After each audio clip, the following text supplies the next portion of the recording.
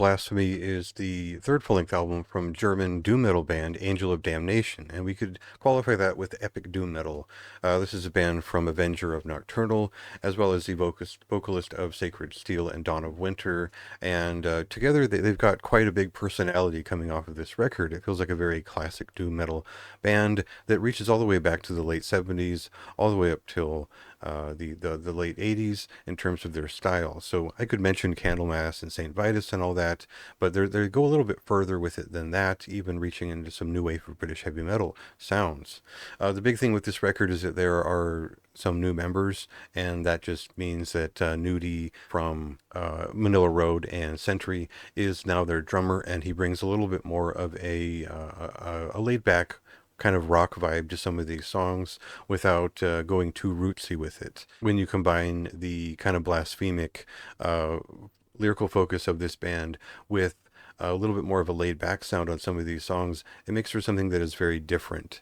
So we'll get an example of their sound and just kind of the big personality of the vocalist here up front, and then I'll talk a little bit about what makes this record unique in their discography.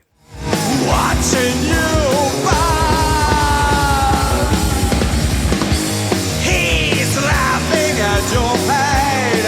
You're crying out in vain as you slowly. Now you can polish old school music up to a modern standard, and you can make it all generic that way, and that's fine and good. There's plenty of people who do that all around the world. For this band, they're reaching for something that is kind of a turn back to the real peak of traditional doom metal around 1985 with their sound, but they're also exaggerative. There's a big personality delivering these lyrics. There's a lot of moments in their songcraft that have not only just personality, but there's songcraft that is delivered with the care of the old ways. They're kind of surprising you with some of these songs. I think that when they start, you start to hear the nails getting hammered down on Stigmata.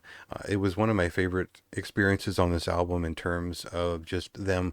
Not only they're just going a little bit further with it, and it's not just about bringing up a big chorus, but putting on a performance with their music that makes you come back to it. It's exciting like that. You don't get a ton of that outside of the classics. So it was a big move on this record to throw that song in there.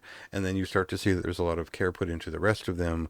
They're really representing themselves well here. This type of doom metal is few and far between. Even so, there are even fewer who do it well without completely aping the classics and contributing their own touch. So I feel like this is something that is very familiar. It's something that they've kind of done before with their previous record, but they've moved on with something that it's just a little bit stronger in terms of the way the render comes together.